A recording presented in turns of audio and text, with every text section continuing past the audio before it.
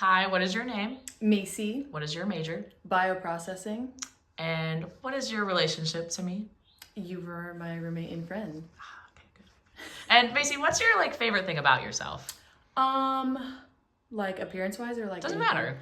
I think that I'm a very positive person, have a pretty positive outlook, and yeah, I really like that about myself. Good.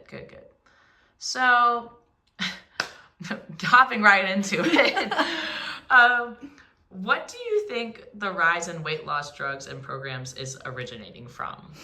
I think it really is like the big push of media and how everybody is perceived on as far as we have so many outlets for movies, television, Instagram, social media, like everybody's constantly has a camera on them, and I think it's pretty hard pretty hard if you're in the spotlight or if you're like someone who has insecurities to not see that and kind of lust and want to be that, as well as the fact that being skinny is something that's pushed a lot by media in general. So if that's if you consume a lot of media and all of it is telling you to be skinny, then there's that push to well, then that's what I should look like.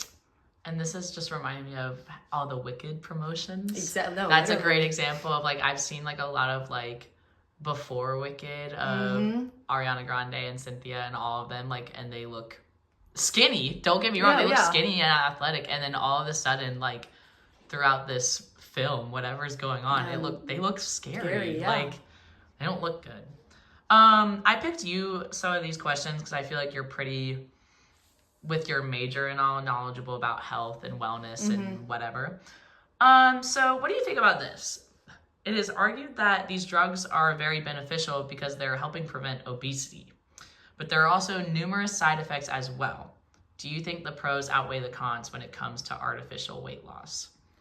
I think the issue of that comes from the fact that a lot of these medications were not, the original thought behind GLP-1s and stuff like that was not specifically for weight. Right. Weight loss was the side effect of a drug that was made for diabetes. So weight loss, the idea of people using it for that's not its intended purpose. Right. So you do get the weight loss, but obviously with any drug like that, there's going to be side effects, and a lot of people who will get off the weight loss drugs end up gaining a lot of the weight back, so you become kind of reliant on it. I don't think that that's necessary. I don't think that there's any really pros to that, because you're taking advantage of a medication that's not technically, you're taking advantage of a side effect. It's not what's your body's naturally meant to do. If you have some sort of insulin resistance or insulin, you're not producing, if you have diabetes, your body is naturally not able to, you're naturally gaining weight. That's what is happening. If you're a naturally healthy person and you can lose weight like a normal person, your body is regulating everything like it's supposed to, why, I just you're going against your body's natural kind of thing of you're suppressing your appetite. Obviously there's going to be side effects of that, and I just don't think that that's you. I just don't think you should do that to yourself. What do you think about I'm thinking about the Serena Williams, how she got partnered with Ozempic? What do you think about, have you seen that? What do you think about athletes who are promoting stuff like that? Not necessarily just influencers or celebrities and whatever. I'm talking you think of the top 10 best athlete, female athletes of all time, you probably think of Serena Williams, you know? Yeah, I don't think that should, I think it's weird that we're taking that, I think pharmaceuticals and big pharma in general is already something that capitalizes off of commercialism and trying to make money. It's already constantly being pushed down your throat, and the idea, I get marketing for clothing brands, for snack brands, whatever, but marketing a medication feels like we've now taken something that is about your medicines and stuff are something you take because you go to a doctor for it, and we're taking it and we're making it into this product that you can buy into skinniness. You can buy into this lifestyle, and then that's not what the medication was made for. Do you think there's a link between who has created / really founded and funded these drugs, typically white men, and the beauty standards we see set in society?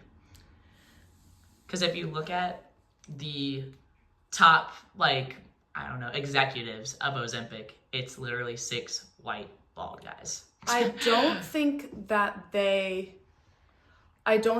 necessarily created these drugs with the idea of like, this is what we want women to look like. I think that they are very aware of the fact that there are these social standards set on women and that women are set to these standards, and they kind of are like, how can we capitalize off of that? Because at the end of the day, for anybody who's making a product, it's what pool of people can we target and how can we profit off of them? Like, who needs this product? Who's this product desirable to? So I think when you see like all the people talking about, like Oprah Winfrey had made a whole Weight Watchers whole weight loss program, and like a bunch of people jumped on board. You have people jumping on keto. Like, everybody's always trying to find a new way to lose weight, to do it fast, and like what they think is the new fad diet that they can hop onto to lose as much weight as they can as possible. And unfortunately, a lot of people, as we've seen, like, people are lazy. We're lazy people. So it's like, let's make a product. We know our desired audience is going to be women because we know they have these standards. So like, yeah, let's market it to them. Because they're going to eat it up. And so far people have been. So what's your advice to people who might be interested in these drugs but are worried for the side effects or like just don't really know how to go about it? What would you say to them? I think that you need to weigh your options and really do your research, because there's a lot of different types of drugs. They all have different side effects. They all require different like amounts of injections, different diets, things like that. And I think if you have the time and there is an alternative way for you to lose that weight, I think it's a time commitment, but I think that's something that if you're willing to put in the time and the money to pay for because they're expensive, to pay for this drug, then you should be able to put in that same amount of effort. And I agree. Maybe get like a meal plan, maybe go to a personal trainer, get a nutritionist who can help you kind of like do the calorie deficit, whatever, because at the end of the day, it's like, if you're going to pay that much money, like you could easily do the other thing. And it may take a little bit longer, but you probably, once you start initiating those habits, those things are going to become like, that will last you longer than going on a drug and then getting off of it and being like, wow, I'm so hungry. Like once you stop the drug, you're just going to go by like 10 steps back. So it's like, might as well put that same amount of time and effort into something that's going to build healthy habits that'll last you longer. Gotcha. Well, thanks, Macy. Yeah, of course. Hi, what is your name? I'm Georgia Schaffner. And what is your major? I'm a civil engineer. And what is your relationship to me? She is one of my good friends. And I live with her. It's true. And Georgia, what is your favorite thing about yourself? I would say my smile. Look at that. Look at that smile. Okay. So, Georgia, how often would you say you're on social media? I would say a fair amount. Probably like... No shame. Like every day I go on it. Yeah. Would you say you have a pretty healthy relationship with social media? Yeah, I would say so. Yeah. So, this video and interview is about weight loss drugs, okay? How often would you say you see weight loss drugs being promoted on social media, or you just kind of see it on your feed? How often do you think? I would say, give or take, almost every time I open social media. And does that make you feel anything, or do you think you're impacted by that specifically? Sometimes, like, I would say on a more, like, motivated day, if I see something that's like, oh, get in shape, or use this to get in shape, I'm like, I think about it and I'm like, maybe I do want to do something, not that, but like do something to get active or something like that. Do you think like when you see like a skinny person that you're like, they are in shape? Like, what's your definition of being in shape? Like, do you think that that's just based off of ability in athletics, or do you think more of it's just more of a look? I would say it's more of like mobility. Like if you have the capability to go and do stuff, I would say you're in shape. Okay. So some people argue that social media is a good thing for people's body image due to the promotion of all different bodies. As a college student, do you think young people have a better or worse relationship with their body images because of social media? I would say worse relationship, but it also depends on the person and the environment they surround themselves in. So do you think you can change like what's on your feed? Like you can make that change and find something more like healthy to look at, or like maybe not healthy, but like not as detrimental to what you want, right. you know? I would say yes, because it's all about an algorithm. It's what you like. It's what you constantly look up or search up or whatever. So I think that you can definitely make the choice to change what your feed is. I mean, give or take the random stuff every once in a while. Do you think it's possible to go on social media without comparing yourself to those that you are looking at? I would say it's really hard. Just I would too. just like right now in this like generation and everything, it's really hard, and it takes like a really confident person to not do that every time, because it's just like even if you are such a confident person, there's always going to be like maybe here and there the random thought that's like, oh, her outfit's better, or like something like that. Yeah. Do you think the people that like really don't struggle with that, do you think that that is a mental choice, or do you think it's just naturally they just don't think of it? Like, do you think they're saying, I'm going to go on social media because I want to look up something, and they're just like, I'm not going to compare myself? Or is it just like, their just thought process is just like, why would I compare? I think it's both. I think that it's a mental choice, and then it's also, some people also just have the ability to just not even have that thought come across their mind. But I would say that's like a very slim category. Like, I think it's more of a mental choice to say, hey, I'm gonna wake up, I feel good about myself, and I don't need to look up anything to make any comparison to anything in my life. Yeah.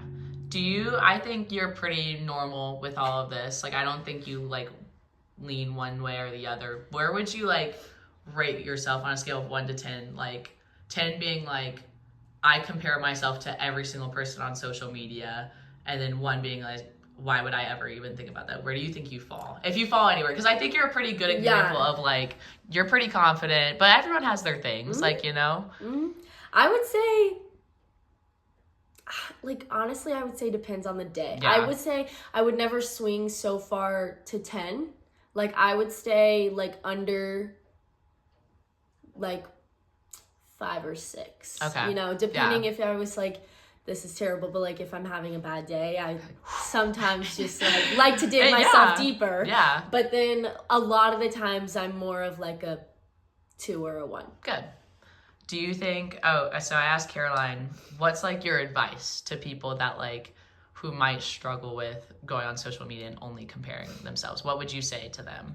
I would say just like limit yourself and limit your feed to what is more like positive. Like, there's so many different like accounts that like just promote nothing to do with even body image, just like positive quotes in general. I love those accounts. And then like just your environment outside of social media, because that also matters. Like your friends, who you surround yourself with, because they also post on social media. So if you're gonna get posted on them, on their accounts, you're gonna be looking on that. So I would just environment. That's good advice. Thanks, Georgia. Hi. What's your name and what major are you? I'm Caroline. My major is human bio. And what is your relationship to me? I am your roommate and friend. Okay. And Caroline, what's your favorite thing about yourself? I think I'm pretty funny, and I really like that about myself. That's a great question.